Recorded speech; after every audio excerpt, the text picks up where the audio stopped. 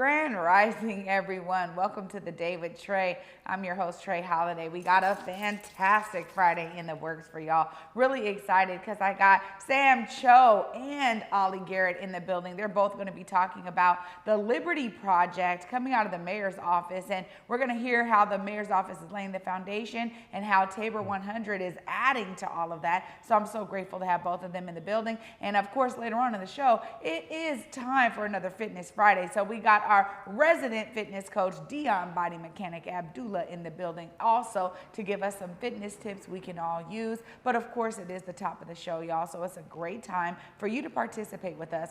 Go ahead and tag and share this stream with folks who you feel could benefit from a daily dose of dopeness right here on The Day with Trae. If you can't watch our TV show, don't worry. We still got you covered because you can listen to us anywhere you find your favorite podcast. Just search Converge Media Network and The Day with Trae. Go ahead and search on whatever platform is your favorite, because we're on all of them. There's like 200 plus, and we are on all of them. So search for us on your favorite one. You'll find us there. Well, up next, y'all, I get to start with Mr. Sam Cho out of the mayor's office. He's going to be laying a foundation about the Liberty Project. And joining him up next is Ollie Garrett, who is the CEO and president of Tabor 100. We're going to be talking all about how Tabor is pouring into this amazing effort that the mayor's office is bringing out into community. Welcome, Sam and Ollie. How are y'all? Good. Thank you for having us. Yeah. Thank you both for being here. Now, this is something where I love to get kind of started. Let's get a good grounding. And I want to start with you, Sam, because I would love to understand what your role is and like what brought you into that role. Yeah, no, I appreciate that. So my name is Sam Cho. I currently serve as the Director of Strategic Initiative in the Mayor's Office in the administration of Bruce Harrell. My job really is focused on economic development, mainly around the downtown activation plan and really getting Seattle downtown back to, its former glory pre-pandemic, but also we know that Seattle has so much potential to go so far beyond what it was pre-pandemic. And so that's what I'm focused on, and the Liberty Project is actually one of those projects that I've been spearheading in the mayor's office. Well, this sounds really great because, I think a lot of folks can agree with you that there's a need to kind of revitalize the downtown area and really bring more of a sense of, liveliness and thriving down there. So I love kind of hearing that, you're ready and you're on task to do that. Yeah. Give us some of the details about the Liberty Project. Yeah. So the Liberty Project is one of the mayor's initiatives to really bring economic empowerment to BIPOC communities and specifically BIPOC business owners. And it's really focused on providing consulting services and resources to Black-owned businesses and minority-owned businesses so that they can grow their revenues. And we know that Seattle and the greater Seattle region has seen tremendous growth in the last, let's say, 10 years, right? But we also know that that growth, that economic growth, has not been distributed equitably among communities. And so the Liberty Project is just one of many initiatives that the mayor has come out with that will reallocate resources to make sure that those BIPOC communities and BIPOC businesses are thriving in this community. Well, this is really needed. I think the specificity on global majority businesses is really key here because honestly, when we pour into those businesses, everyone rises, That's right? And so there's something really special about that. And I also think I would love to hear more a little bit about some of the opportunities that it presents to these businesses, especially connecting them to downtown and the area of downtown, which historically has not always been accessible to small minority and global majority owned businesses. Tell us more about that. Yeah, so the Liberty Project specifically connects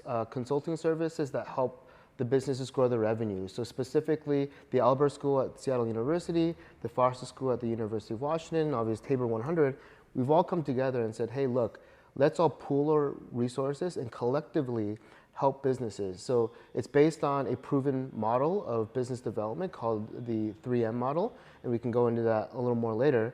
But at the end of the day, we know that running a small business is hard, right? And if it was easy, everyone would do it, right? But what's even harder is scaling a business and taking it to that next level. And I think a lot of businesses start small, and they want to get bigger and bigger and bigger, right? They want to grow and build that generational wealth. But a lot of times that know-how, right, that knowledge is not readily available, or there aren't those coaches or mentors out there to really get them to that next level. And so that's what this program tries to do. is really provide those resources to those businesses to get to the next level. Yeah, that's really important. Now, Ollie, you know, we know Tabor 100 to be a leading force when it comes to collaboratively collecting a lot of businesses and bringing resources to businesses and having that shared camaraderie. Right. Tell us more about how Tabor 100 is a part of this effort. Tabor 100 is a part of this effort because we've been around, we're celebrating our 25th year this year, and doing work of business development and helping business minority African Americans and the community at large businesses be ready to start businesses, continue businesses, and go through technical assistance of helping them of what they need, access to capital or whatever that is, in order to sustain with businesses. And back in January of last year, the Seattle U and University of Washington Foster Business School, we all came together because we realized we were kind of doing the same type of work in our own silos, and we all had a proven track record of doing this work. So we came together, we had a meeting, and we realized that we all was servicing some of the same businesses. They had come through us. Tabor was working with some Seattle U and the University of Washington in their programs. And we just said, why don't we just come together in unity and come out of the silo and put all of our programs together and created Liberty Project.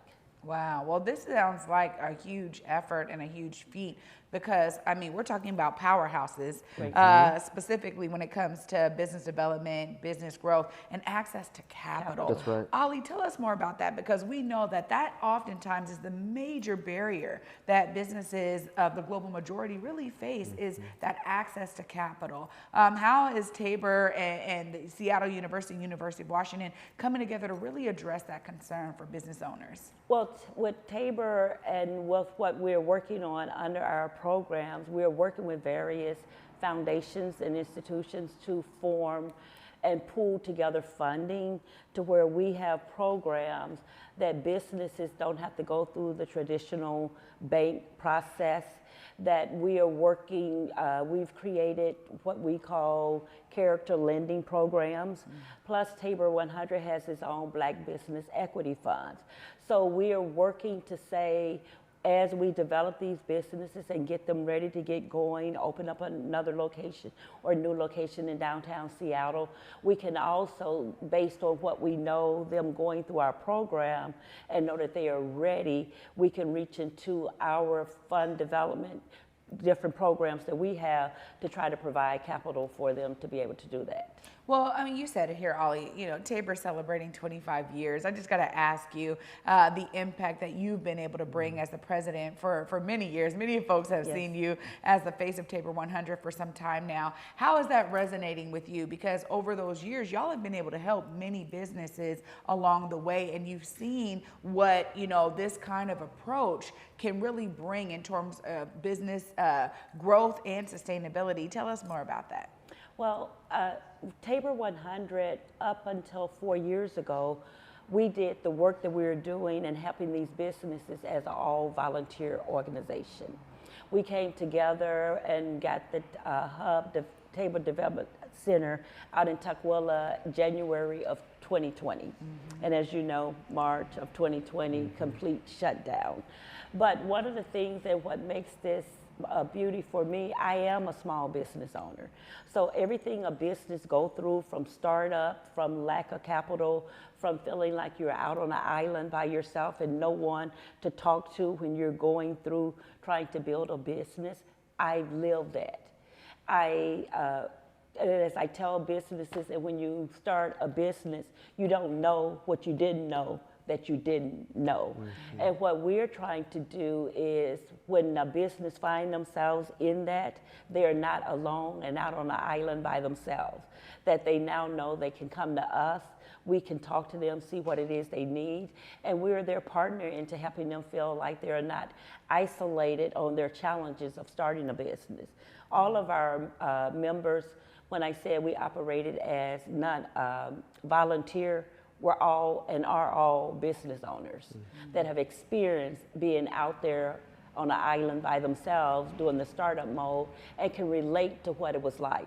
We have people, businesses that come to our meetings that's no longer in business but still want to be part of what we're doing, and they hear what we're doing and they say, where were you 20 years ago when I was starting my company? Where was Tabor 100, Seattle U? Where were these programs when we was out there on that island? Wow. So it feels good to hear the testimonies from the businesses that we've helped, the business we continue to help, and to hear from folks that really know and recognize the importance of what we do because they didn't have a Tabor 100, a Seattle U, a University of Washington program back when they got started. Yeah, that's so important, right? And those testimonies are always a great affirmation of the work. Now, Sam, you mentioned something here in terms of some of the specificity of how y'all are approaching this work with the 3M model. Tell us more about that. Yeah, so we know from the experience of obviously countless businesses, but also from the research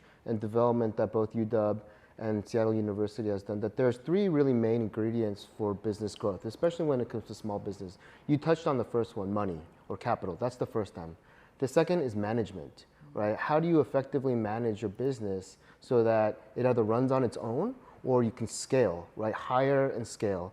And that's really important for businesses. The last one is market access, right? So we're talking about how do we grow the pot or the pie so that those businesses can access new markets and new customers. And I want to make an emphasis that we're not just talking about private sector markets, right? The mayor has actually passed an executive order on WIMBY small business contracting and procurements at the city level. And so we're also focused on making sure that there are more government contracts, Seattle city contracts, going to this minority BIPOC community businesses. So those are really the 3 M's, and those are going to be the 3 main focuses of SU, Tabor, and UW, helping and coaching these small businesses that get picked for these cohorts to really strengthen their muscles in those 3 aspects. Well, I asked Ollie this about just the impact of the years that she's been involved with Tabor 100, but I got to ask you too. I mean, sometimes I find that there's always something that's a personal driver for this kind of work, right? It can't just be another notch on your belt in terms of like, oh, I got a great position at the mayor's office, right?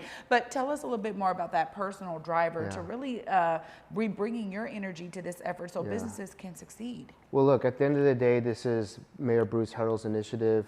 And he's been obviously very connected with the community. I know he hosts the Tabor 100 Gala every year, and so I know that he's driven by community. On a personal level, I'm also the son of immigrants who are small business owners, right? And I distinctly understand the challenges that minority business owners face when it comes to running a business. You know, in the case of my parents as immigrants, they didn't even speak fluent English in this country, right? And so language access was another thing. Right. So, you know, at the end of the day, you know, the majority of us who are in the small business entrepreneurship world, right, we face hurdles that others don't, right, that the white majority don't. And so for us to be able to provide these resources and help them get a little bit of a leg up in the process of growing their business is what this is all about. And the mayor has been extremely fine-tuned in making sure that, to your point, about downtown and making sure that we see a thriving downtown that includes the minority business and the BIPOC community. Well, I got to ask a bit, as you mentioned access, I really appreciate you sharing that, Sam, in terms of that personal connection here. But when we talk about access, how do businesses connect? How do they apply? How do they get into this funnel here for the Liberty Project? We have created a Liberty Project email. So it's the Liberty Project, and I'm drawing up libertyproject.com, but it's on the Tabor website. They can go on, they can click on the Liberty Project, and then they go and fill out what's called an intake form, the name of their business and things, and they can check off what it is that they're looking for assistance in. And from there, it goes to the 3 cohorts, and we look at the applications and see which program they fit under, whether it's Tabor, UW, Seattle U.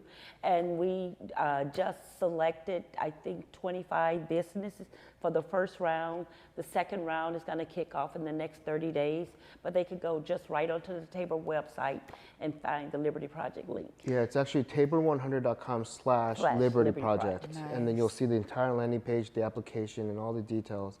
And I also want to emphasize for those who may be interested in the project, this is a rolling application process. There is no hard deadline. So you can apply at any point throughout this year. And throughout the year, we will announce the cohort of Liberty projects. And as of now, our expectation is to announce the second cohort of the Liberty project on March 18th. And so we're really excited to see more and more BIPOC businesses apply to this program. Well, go ahead, Ollie. And I was going to say, and one of the things is the Liberty Project is specifically for businesses in Seattle and looking to do business in Seattle. But what we're doing through the application process is taking a look to say this business might not qualify under the Liberty Project, but you qualify with the other Tabor and what we currently do, UW, what you currently do. OED is working with us on this. So we're looking at all businesses, whether they get picked under the Liberty Project or not, to see where we can help those businesses regardless. That's really important because I think oftentimes too there's some level of kind of trusting the process, Right. particularly for small business owners where, you know, they fill out these applications Right. and it takes time away from them actually running their businesses, and then to get no follow-up is sometimes disheartening. Right. So I really appreciate that you have not only increased the accessibility by making sure this is a rolling Right. application, which is so important, Right. but also that there's some other resources that may be available Absolutely. if businesses don't qualify for this. I get to give y'all a second, and I'm going to give both of y'all a second here to look directly in the camera right here and just tell folks, Sam, you know, why this is important, why the City of Seattle and the Mayor's Office in particular has really stamped its, you know, approval and importance on this project here. Let folks know why it's important for them to utilize these resources. Well, look, at the end of the day, I think as we come back from the post-COVID-19 world, we reactivate downtown and make it as vibrant as we possibly can. We need to make sure that we're being equitable and including communities of color, BIPOC business owners. This project really is focused on ensuring that the businesses that need the most resources get the resources. So if you're a small minority business owner and you're looking to grow, you want to come to downtown, and you're really looking for that help to get to the next level, I highly encourage you to apply for this project. And you know, the Liberty Project might not be for you at this stage of your business. Maybe you're too early stage in your ideation of what you're trying to create. That's okay, because there are other services that the OED and other agencies like Tabor 100, UW Seattle U will provide. I want to emphasize, if you want to learn more about the Liberty Project, please go to www.tabor100.com/Liberty Project, and you'll get all your information there. Yeah, Ollie, Tabor 100 is open to small businesses to connect, to be a part of this amazing collective. Look right there, let folks know how they access Tabor 100 and some of the ways that y'all have opened your doors to small businesses. So for me, this is a passion. As I stated, I am a small business owner, but not only a small business owner. Growing up in a small town in Mississippi and watching African American businesses and how they would have never come together and grown if it wasn't for unity, for the few businesses that was trying to be business owners having each other as a partner. That's what I love about the work that I do with Tabor 100. And one of the things of growing these businesses and helping with growing revenue, it helps the community. A lot of African American business, minority businesses give back by hiring others from their community.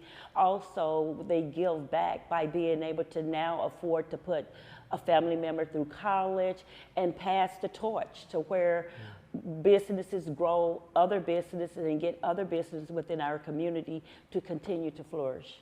Absolutely. Well, I want to thank both of y'all for not only pouring into this effort, but for sharing it here on the Day with Trae in the Black Media Matter Studios. It means a lot to me that this show is really a platform to share information like this that is so necessary in our community. So thank you both for partnering and bringing it here. Thank you so much. Thank you. Absolutely, absolutely. Yes. Keep coming back as y'all have cohorts, if y'all have success stories. Absolutely. You know, we want to hear from those business owners too, which I think is so important for other businesses to understand how this this has been impactful We'd love for those that. business owners. Yeah. Yeah, so we'll That's continue our goal, this. is to keep the word out there and to tell the success stories. Absolutely. Well, I'm here for y'all.